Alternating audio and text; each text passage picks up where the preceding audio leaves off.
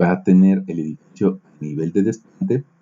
Una va a ser para carga máxima y factorizada, la que da mayor, 9.19, otra para deformaciones, otra para momento sísmico. Ahora, este de momento sísmico era el particular que nos hizo, pues digamos, repetir este video. Y pues bueno, ya que que yo me equivoqué, creo que valdría la pena aclarar de dónde sale esa fórmula en la que tuvo un error la vez anterior. Y bueno, esto viene de la teoría de vigas.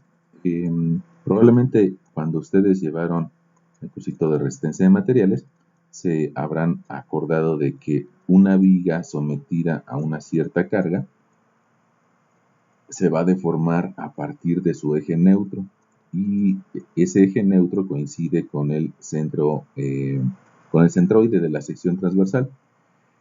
Si yo quiero saber qué presión se presenta en la viga en cualquier corte que yo le haga, va a existir una zona que tenga tensión y otra zona que tenga compresión.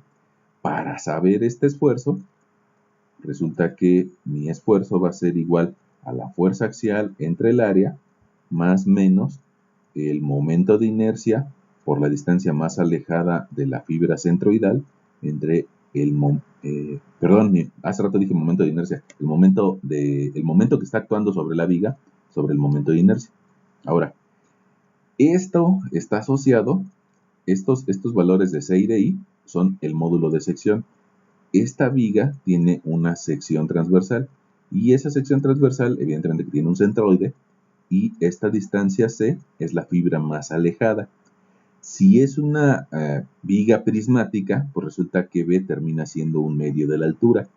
Y bueno, en esta viga la inercia, como gira con respecto a este eje X o ese eje Z, como le quieran llamar, pues resulta que la inercia se calcula como BH cúbica entre 12.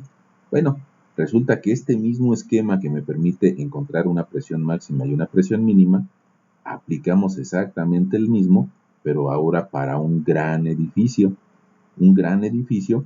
que tiene un área de desplante o un área transversal, y que esa área transversal, si ahora la dibujo en planta, esa área transversal puede ser que aquí tenga una base B y una altura o un largo L. Cuando venga un momento sísmico producto de cada una de estas fuerzas que intenta deslizarse, bueno, pues ese momento sísmico va a intentar voltear al edificio y me va a provocar a nivel de cimentación que no todas las presiones sean iguales, sino que algunas sean mayores que otras. Entonces puede tener una presión pico de un lado y una presión pico del otro y un valor intermedio. Ese valor intermedio, pues digamos que va a ser el esfuerzo vertical, va a ser fuerza axial entre área. Bueno, entonces déjenme traerme la ecuación de las vigas. Otra vez, si nosotros decimos que ese esfuerzo en los extremos o los picos, en las dos esquinas, perdón, trae un retraso el video, esos esfuerzos en las esquinas van a ser iguales a fuerza axial entre área más menos el momento de volteo por la distancia C entre el momento de inercia, pues habría que ver que esa distancia C es con respecto al eje de la cimentación, y entonces la distancia C va a valer C igual a B entre 2. ¿Qué pasa si yo sustituyo ese valor de B entre 2 y sustituyo el momento de inercia? Ahora, ojo con el momento de inercia. Es con respecto a este eje, ¿no? Va a intentar girar así, e incluso en planta. Entonces, el momento de inercia con respecto a ese eje, pues va a ser B al cubo. B al cubo por L entre 12. Sustituyo esas expresiones en mi fórmula de esfuerzo y sería fuerza axial o fuerza vertical entre el área de la cimentación más menos el momento de volteo sísmico por C, pero quedamos que C vale B medios. Entonces voy a escribir así, B entre 2. Y abajo voy a tener el momento de inercia. Quedamos que el momento de inercia, ahí lo alcanzas a ver, resulta que vale B cúbica por h entre 12. Entonces, si hago en esta expresión la famosísima regla del sándwich, lo que me va a quedar es que es la fuerza vertical entre el área de la cimentación más menos el momento sísmico extremo sería 12b entre 2 veces b cúbica h. Y resulta que voy a poder simplificar la d. Me queda que el esfuerzo, este esfuerzo es este pico y este valor mínimo. Ese esfuerzo va a ser fuerza vertical entre el área más menos el momento sísmico. 12 y 2 se pueden simplificar en un 6. Esta b y esa b se pueden eliminar y me va a quedar abajo b cuadrada h. Y esto por ahí también se le llega a conocer como módulo de sección. Bueno, ahora, ese módulo de sección o esa expresión me permite calcular las presiones ante un momento de volteo. O sea, déjame volverle a hacer el zoom, ante este edificio que tiene X número de niveles y que intenta voltearse. Pero eso nada más se está presentando en una de las direcciones. Si quieres, aquí le ponemos dirección X. Nada nos garantiza que el sismo siempre llegue en esa dirección X. Puede ser que el sismo sí llegue en dirección X. Estoy dibujando en planta. Puede ser que sí llegue en dirección X, pero también puede ser que llegue inclinado, o puede ser que llegue en dirección Y, o puede ser que llegue en dirección pero en sentido contrario, o puede ser que llegue así. Entonces, como puede ser que el sismo llegue de muchos lugares distintos, pues existe una relativa incertidumbre de qué valor utilizar. No se puede simplificar a esta expresión. Entonces, para eso, esto quedamos que es si llega en el sentido de las X, pues resulta que las normas también lo prevén. Y para eso me voy a las normas, pero ahora a las de diseño, 2.2, en la página 53, dice que el método estático, el método dinámico, los efectos, los dos componentes horizontales del movimiento del terreno se deben de combinar tomando en cuenta cada dirección que se analice la estructura, 100% de los efectos del componente que obra en esa dirección, 100% en X, y 30% de los efectos de la obra, particularmente en Y, o sea, 30% en Y, en X y en Y. Los signos resultan más desfavorables para cada concepto. Y eso nos permite ir a nuestra figura y considerar, en alguna ocasión, vas a considerar a tu edificio en planta llegue el 100% del sismo en X y que llegue el 30% del sismo en Y. Esa es una primera consideración, pero otra segunda consideración sería, oye, ¿qué pasa si llega el 100% del sismo en X, pero el sismo en Y llega al revés? Otra consideración es de que a tu edificio llegue el sismo en X negativo y que el sismo en Y llegue positivo. Otra consideración es de que el sismo en X llegue negativo y el sismo en Y también llegue negativo, afectados por el 30% y por el 30%, ¿no? Ok, llevas 4. Otra consideración es de que ahora el que actúe al 100% sea el sismo en Y por 100, y que solamente tengas un 30% del sismo en X. Otra consideración es de que actúe de forma positiva el sismo en Y al 100%, pero que el sismo en X al 30% llegue negativo. Otra consideración, bueno, pues ya te diste cuenta que hay que tomar en cuenta todas las consideraciones posibles.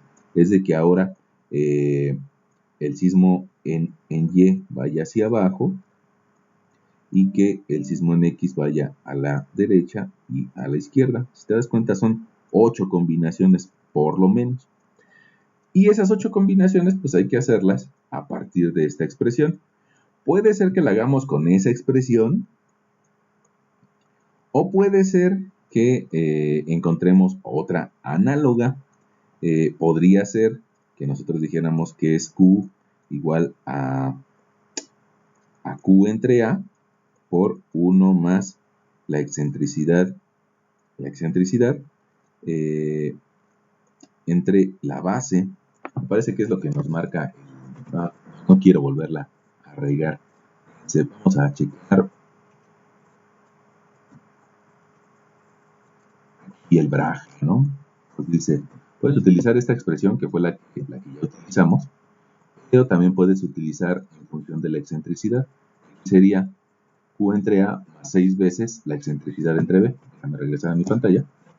6 veces la excentricidad en B. Aquí estaría considerando el 100% del sismo en X o en una dirección. Entonces habría que considerarle también más o menos el 30% de 6 veces la excentricidad entre largo L. Bueno, pues vamos a hacerlo en la hojita de Excel.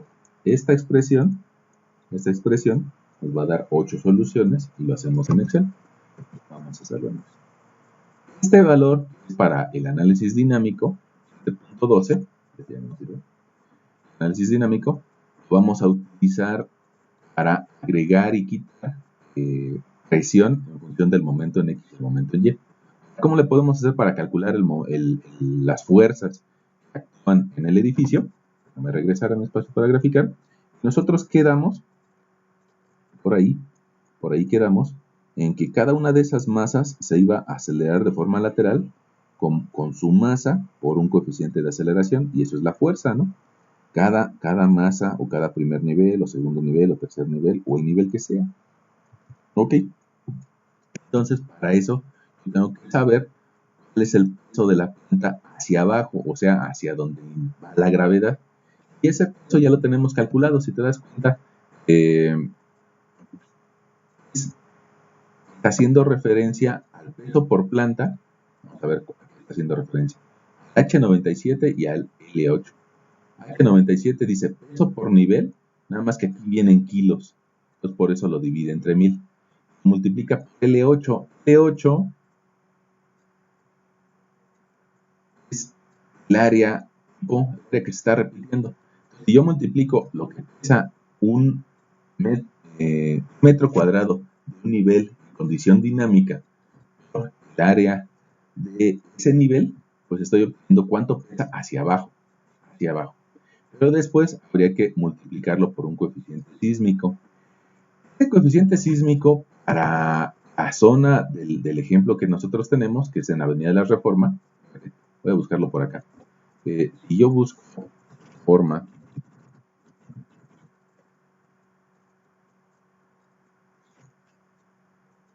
bueno, es un proyecto famoso por ahí. Si lo quieres buscar en el Maps,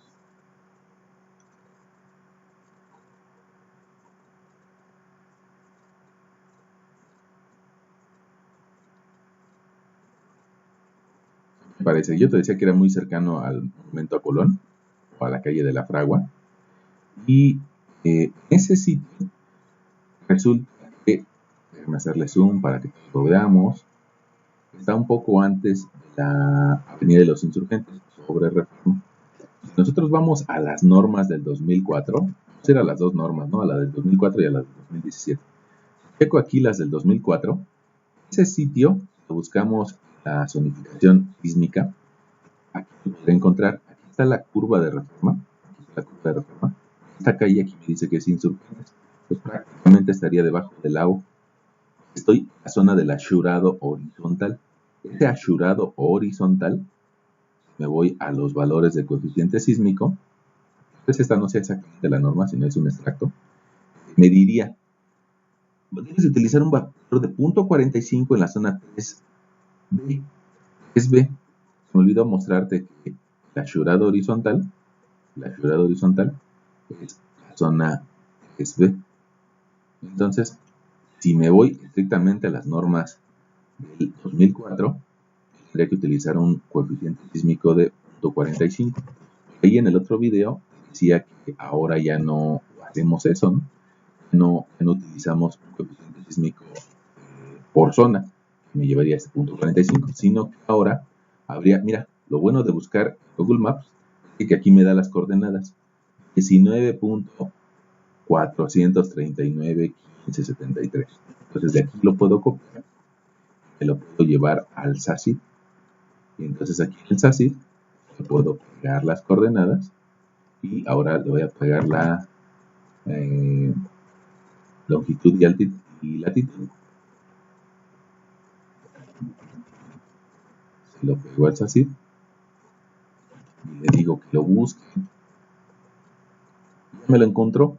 Ahí lo está encontrando en el límite de la colonia Cuauhtémoc y el Hidalgo, ¿no?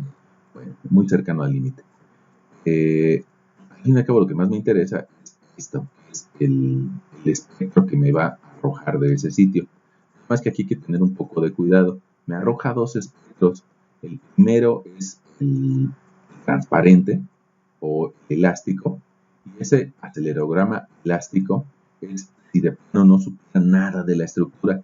Y es pues bastante alto su aceleración. Porque te das cuenta que me está diciendo que si yo de plano diera una pelota encima del terreno, lo más seguro es de que en ese sitio va a experimentar una aceleración lateral así del orden de la gravedad. Entonces, que sí sé de ese predio, de ese proyecto, ya ves, te lo mostré hace algún momento, es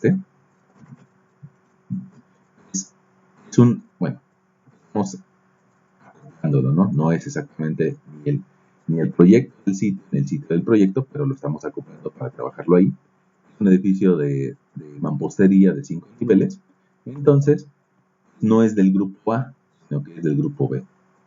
Con eso cambian algunas ordenadas.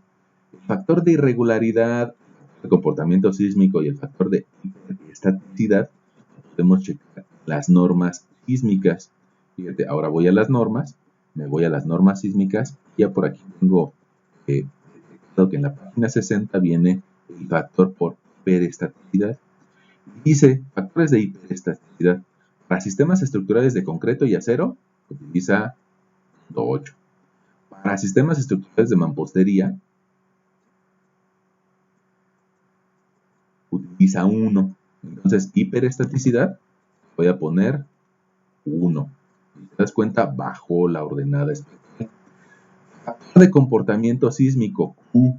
Vamos a ver qué nos dicen las normas al respecto de Q. Me voy a la sección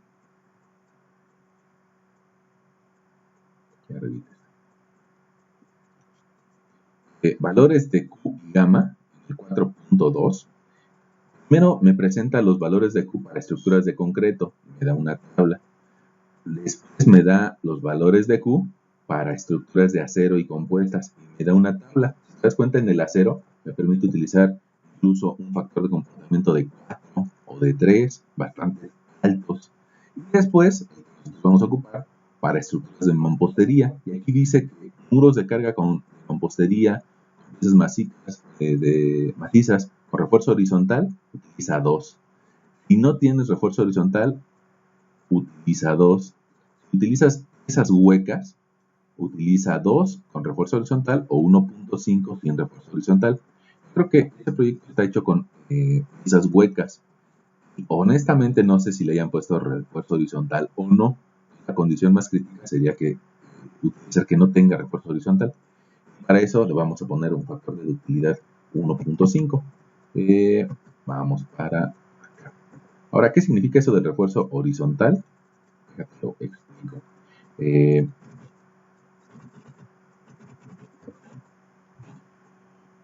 De esta fuerza sísmica, cada uno de los entrepisos, que está construido a su vez de muchos tabiques, pues resulta que en la parte de arriba va a experimentar una fuerza y en la parte de abajo probablemente vaya en sentido contrario. Entonces eso tiende a generar sobre el mismo muro algunas fisuras. Una forma de mejorar su comportamiento es que entre cada hilada de tabique se le agregue una fibra o una escalerilla. Esa escalerilla va a ayudar a controlar la tensión que se le genera en el muro. A veces esa escalerilla la programan a cada metro o a cada 3 hiladas de elevación, pero como no estamos seguros de eso, pues mejor lo manejamos con el factor de 1.5. Me parece que nos está haciendo falta uno de los términos, ese factor de irregularidad. Y vamos a ver qué nos dicen las normas acerca del factor de irregularidad. condiciones de regularidad. La página 64 dice condiciones de irregularidad. Resulta que son muchas las condiciones que hay que cumplir. Bueno, me gustaría que tal vez vieras algunas, ¿no? Aquí, un edificio se puede considerar regular si cumple estos requisitos. Los diferentes muros, marcos y sistemas sismorresistentes verticales son sensiblemente paralelos a los ejes ortogonales principales en el edificio. ¿Qué dice ahí? Que no pongas muros inclinados, que no pongas muros curvos. Si tus muros son ortogonales, y suena feo, pero son como caja de zapatos, pues entonces le va a ayudar mucho. La segunda condición dice, la relación de altura, la dimensión menor de su base no es mayor que 4 en la edificación. O sea, si la altura es muy elevada, puede considerarse como irregular. No es nuestro caso, nosotros tenemos una altura de 12 metros y una base como del orden de 16, entonces podemos considerarlo como regular.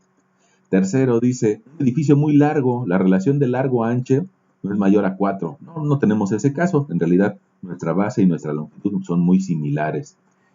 Cuarto, la planta no tiene entradas ni salientes de dimensiones mayores del 20%, medidas paralelamente a la dirección que se considera como saliente. Ese 4 y este 6 me parece que no lo estamos cumpliendo. El sistema de piso no tiene aberturas que en algún nivel excedan el 20% de su área en planta, dicho nivel. Las áreas huecas difieren en posición de un piso a otro. Fíjense, si me voy a ver la planta,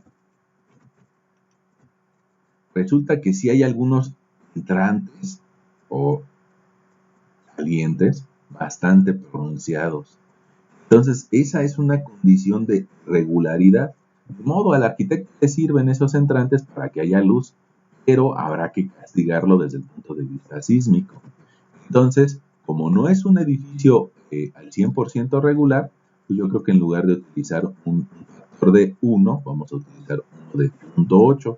Los demás aspectos más o menos se cumplen. Y resulta que ya estamos en el sitio, lo ubicamos en base a nuestras coordenadas y ya dijimos que es una construcción del tipo B, que no es tan regular como quisiéramos, está hecho de mampostería sin refuerzo horizontal. Sin refuerzo horizontal, nos baja un montón la coordenada espectral, pero no sabemos en realidad si le pusieron el refuerzo horizontal o no, entonces hay que ser un poco conservadores, hay que utilizar 1.5. El factor de hiperesteticidad está relacionado con el tipo de material con el que se construye la edificación y qué tan hiperestático es. Le vamos a colocar ahí un valor de 1. Resulta que ya tenemos las coordenadas del espectro para esta construcción. Si tuviéramos otra construcción, pongamos una muy importante como un centro que pueda servir de albergue, evidentemente que subiría la ordenada espectral. Pero no, es un edificio de departamentos. Y nos está diciendo el valor máximo de la ordenada o de la aceleración. Si nosotros superamos el cálculo estructural, ¿en qué periodo va a vibrar? Podríamos bajar este coeficiente. Pero no lo sabemos, ni sabemos qué interacción va a tener con el suelo del sitio. Entonces, pues yo creo que lo más recomendable sería utilizar la ordenada máxima, con un orden de 0.395. Este 0.395 es el que voy a utilizar como coeficiente sísmico, o lo que antes llamábamos coeficiente sísmico. Ese coeficiente sísmico multiplicado por lo que pesa cada planta me va a dar, ese peso por planta de 276 lo multiplico por el coeficiente sísmico, me da la fuerza horizontal. Esa fuerza horizontal está expresada en cada nivel. Déjame, lo muestro por acá. Esta fuerza, la fuerza que tiene el primer nivel, el segundo nivel, el último nivel. Y otra vez vuelvo a dibujar lo mismo, pero para que me quede claro a mí, yo sé que a ustedes ya les quedó claro. Esa fuerza del primer nivel, más la del segundo, más la del tercero, más la del cuarto, cada una de estas fuerzas tiene una altura o un brazo de palanca. Esos brazos de palanca, si cada nivel mide 250, pues en mi hojita de Excel lo escribo así. El primer nivel está a 250, el segundo nivel a 5 metros, el tercer nivel a 750, el cuarto nivel a 10 metros, el quinto a 12. Ya no existen nivel 6 y 7, entonces ahí ya no tiene fuerza. Pero multiplico cada una de esas fuerzas por su altura, fuerza por altura, fuerza por altura, voy a lograr obtener un momento sísmico. Este momento sísmico resulta que al analizar el edificio como un gran empotre, ese momento lo puedo dividir entre el peso del edificio para obtener la excentricidad. Dicho de otra forma, el peso del edificio debería de bajar en su centroide, pero si baja en otro lugar, se provoca una excentricidad. Entonces, esa excentricidad va a provocar a su vez un momento. Momento va a ser igual a esta carga por excentricidad. Si aquí yo despejo la excentricidad, me va a quedar momento entre la carga vertical. Y de esa forma puedo calcular la excentricidad que me plantea el reglamento para calcular estas expresiones. ¿Ya está? Ok. Entonces, la excentricidad voy a calcular con momento entre carga vertical. Aquí tengo la carga vertical. Ahora, esa carga vertical, ¿de dónde salió? Pues puede ser que yo utilice, volver a calcular acá, el área de la cimentación por la presión a nivel de desplante. Ya habíamos calculado, ¿no? 7.12. Ahí tengo mi peso vertical dinámico. Excentricidad resulta al dividir el momento entre el peso vertical. Me da una longitud, la excentricidad está en metros, 1.85 metros. Ahora, si las presiones en la cimentación las calculo utilizando esta expresión, mira, aquí están las presiones, igual a Q entre A más menos 6 veces C de A. Nada más aquí habría que agregar que es Q entre A por 1 más estos factores. Ahí yo lo que estaría haciendo si aplico esta expresión completa sería utilizar 100% del sismo en X, 100% del sismo en Y. Eso no es cierto, no es lo que me pide la norma. Me pide que lo multiplique por el 30% y por el 100%. Yo sí puedo calcular ese factor, ¿no? Entonces, yo divido 6 veces la excentricidad entre la base, divido 6 veces la excentricidad entre el largo, ya tengo los dos factores.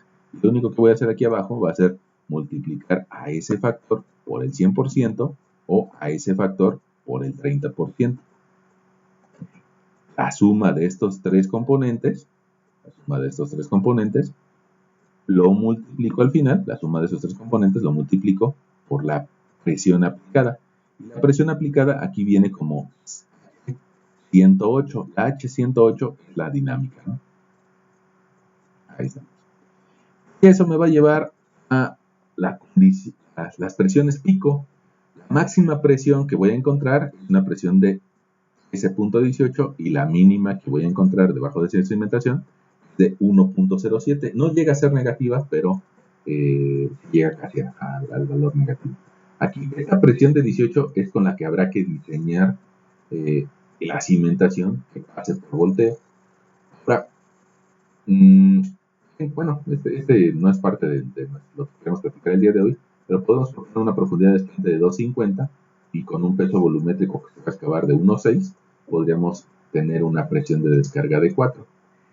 Si la presión por deformaciones es de 638, le quitamos esos 4 y me va a quedar un incremento de presiones para el suelo de 2.38. Ahora, aquí puedo ver como un resumen, eso es lo que nos interesa, ¿no? Cuando calculemos asentamientos, 2.38.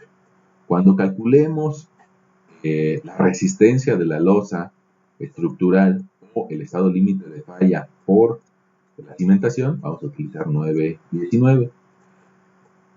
De forma vertical, con sismo tenemos 7.12. Ese 7.12 se puede amplificar hasta 13.18 cuando las condiciones sísmicas manden los efectos a una de las esquinas. En la otra de las esquinas va a llegar a 1.18. Al final, podemos revisar el estado límite de falla. Las que nos van a poner a pensar son estas dos. Esta pues ya la utilizamos en estado límite de servicio, o lo podemos volver a utilizar, ¿no? Si quisiéramos hacer este ejemplo. Pero estado límite de falla, vamos a revisarlo con estas dos, que sería la máxima estática. No, perdón, ese no es la de arriba.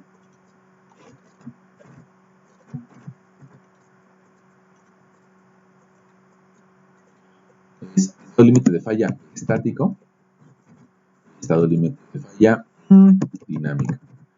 ¿Por qué dice porque estamos utilizando el método más simple que nos permite la norma utilizar? Por eso le dice porque en realidad incluso la misma norma le llama un análisis dinámico estático. Están en las normas de dinámica, pero bajo una consideración de las fuerzas horizontales como fuerzas no en movimiento. Evidentemente que cuando el estructurista lo haga, él va a considerar otro tipo de análisis, porque el estructurista probablemente ya no considere que este edificio solamente vibra a la izquierda y a la derecha con el primer modo de vibrar, sino probablemente ese estructurista diga, una parte va a la izquierda y otra parte se regresa, otra parte va a la derecha, luego se regresa y luego se puede volver a ir, y va a investigar sobre otros modos de vibrar de esa estructura. Incluso puede ser que nuestro estructurista haga un análisis de torsión con respecto al eje axial. Pero bueno, nosotros nos podemos conformar con esas 8 revisiones que hicimos. Bueno, nos aparece un poco de publicidad. Vamos a ver nuestro Excel. Aquí está nuestra vida de Excel.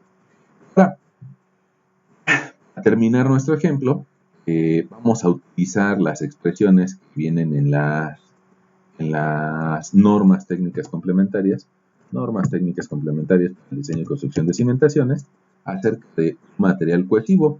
¿Por qué cohesivo? Porque ahí en la zona en la que estamos analizando nuestro predio, estamos en lo que es la zona del lago. Aquí este SACIF nos lo está diciendo.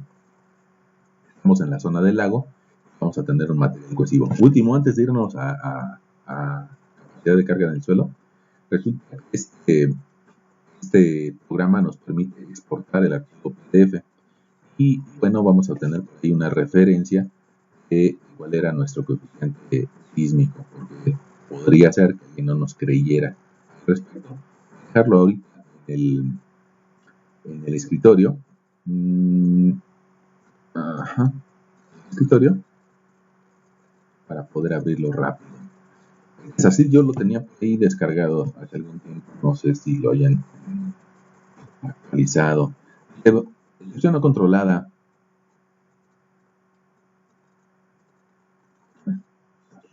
Bueno, les digo, creo que si ya sea una versión vieja y que ya no le esté permitiendo trabajar el sistema, ¿no? Vamos a ver.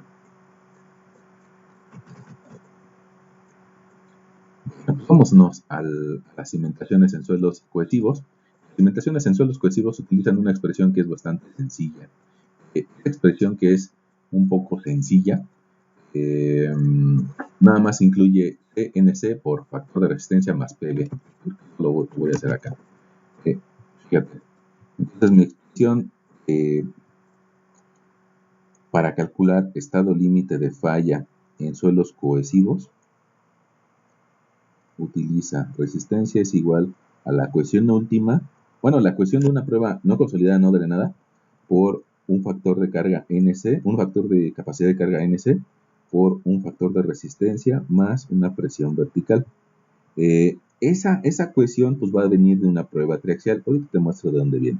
Y el factor NC, resulta que las normas me lo dan como 5.14 que multiplica a 1 más 0.25 de la relación de F en B más 0.25 de la relación B en L. Si te das cuenta, aquí está un factor de profundidad y aquí está un factor de forma, aunque la norma no lo dice, pero si tienes la oportunidad de ver la ecuación de Meyerhof, te vas a dar cuenta de que eso es, en esencia, lo pone de forma implícita la norma.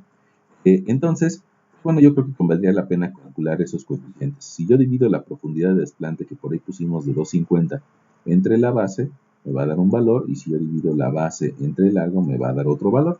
Déjame checar cuáles son nuestros valores de base y de... no los tengo aquí. Nuestros valores de base y de profundidad de falla. Los tengo en la hojita de Excel. La hojita de Excel, al inicio, tenemos una base de 16.58, base de 16.58 y un largo de 18.66. Eso ya lo puedes ver ahorita en el gráfico. Ahora, si yo divido 2.50 entre, entre una base de 16.58, pues voy a obtener un cierto valor. No tengo aquí mi calculadora rápida, entonces voy a sacarla de la aplicación.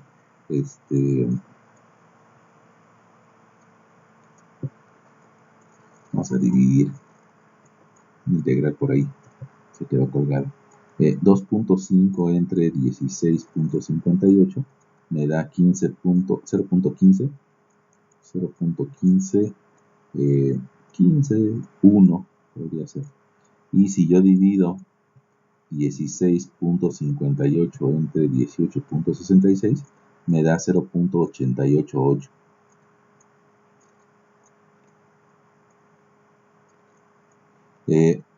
Con eso ya voy a poder calcular mi factor de capacidad de carga NC, y tengo un 5.14 que multiplica a 1 más 0.25 de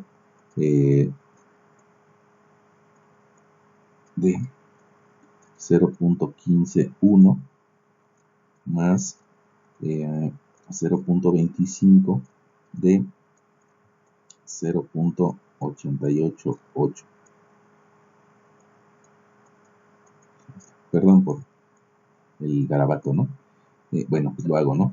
Entonces, ese valor que tengo en memoria lo multiplico por 0.25, y a ese valor que tengo en memoria le voy a sumar 0.25 por 0.151, y ya me lleva a un valor de 0.093. Ese valor de 0.093 le voy a sumar 1, y ese valor de 1.09 lo voy a multiplicar por 5.14, y llegamos hasta un valor de NC igual a 5.6194, 5.62 podríamos dejarlo, ¿no? 5.62.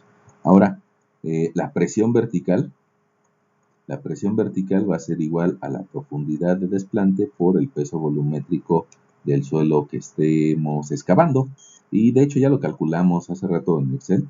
Dijimos que era 2.50 metros por un peso volumétrico estimado de 1.6 toneladas metro cúbico, y nos va a dar una presión de 4 toneladas metro cuadrado. Otro valor que nos pide nuestra ecuación es el factor de resistencia. Fíjate, ese factor de resistencia lo podemos checar en las normas, y aquí nos habla un poco antes de las ecuaciones de capacidad de carga, de las decimentaciones, un factor de resistencia de 0.65. A los otros casos, pues me vas a decir cuáles son los otros casos, ¿no? Bueno, pues vamos a ver el primero. Dice que utilicemos 0.35 de capacidad de carga ante cualquier combinación de acciones en la base de zapatas de cualquier tipo en zona 1. No estamos en zona 1, estamos en zona de loma, en zona de lago. Entonces, no estamos en zona 1 ni son zapatas. Otra condición, zapatas de colindancia desplantadas a menos de 5 metros en zonas 2 y 3. Tampoco es nuestro caso, nosotros tenemos un cajón. Y tercera condición, pilas o pilotes apoyadas en un extracto friccionante. No es nuestro caso. Entonces nosotros estamos en el otro de los casos, que es cuando vamos a utilizar un factor de resistencia de 0.65. Y lo anotamos por acá, igual a 0.65. ¿Ok? Entonces parece que ya tengo todo. Lo único que me hace falta es la cohesión. Bueno, en algún momento te mandé un archivo de ese predio de reforma, y en ese predio, a una profundidad de 6 metros, 6.70, se reporta una cohesión de 0.32 kilos en metro cuadrado. Si ese mismo predio, a una profundidad un poco mayor, a 10 metros de profundidad, se reporta 3.4 toneladas metro cuadrado o 0.34 centímetro cuadrado. ¿Te das cuenta entre este 3.4 y este 3.2? Es el más pequeño, el 3.2. A mí me parece que es el valor que podríamos utilizar de ecuación. Aquí voy a anotar, perdóname, aquí lo estás viendo, una cohesión en una prueba no consolidada, no drenada, de 3.2 veces toneladas metro cuadrado o 0.32 kilos por centímetro cuadrado. Ya con eso tengo todo para triunfar, por decirlo de alguna forma. Mi resistencia va a ser 3.2 veces toneladas metro cuadrado, multiplique a NC, o sea, a un 5.62, a su vez multiplique por resistencia de 0.65. Voy a agregar 4 toneladas metro cuadrado como presión vertical. Lo bueno es que lo tengo ahí en la memoria de la calculadora, y ese valor lo voy a multiplicar por 0.65 y también lo voy a multiplicar por 3.2. Me da 11.68. Le voy a sumar el resultado, 4 toneladas por metro cuadrado, y llego a una resistencia de 15.68 toneladas por metro cuadrado. Ahora, esto fue considerando una base, un largo, una profundidad de falla. Si cambiamos una de ellas, va a cambiar ese valor. Si te das cuenta, esa resistencia de 15.68, creo yo, es mayor que nuestra evaluación por estado límite de falla en condiciones estáticas y en nuestra condición dinámica. La condición estática, creo que nosotros calculamos algo así como 7. Vamos a verlo.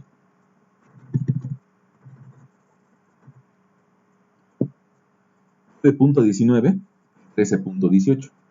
9.19, 13.18. Toneladas metro cuadrado, toneladas metro cuadrado. Ambas son menores que la resistencia del terreno. Y a diferencia de lo que habíamos hecho el día anterior, estamos más cerca de alcanzar la falla, pero todavía no los alcanza, ¿no? Todavía estamos manejando un buen factor de resistencia, además de que no se está tomando en cuenta la parte friccionante del suelo. Si existiera, pongamos un pequeño ángulo de fricción de unos 5 grados, evidentemente que le ayudaría bastante. Ahora, un buen comentario, ¿no? Un buen comentario. En realidad, esto de el momento sísmico y las cargas a nivel de desplante, pues lo tendría que generar el estructurista, ¿no? Con más detalle. Nosotros lo hicimos bastante rápido, tal vez nos llevamos unos 20 minutos. Ya, nuestro comentario final.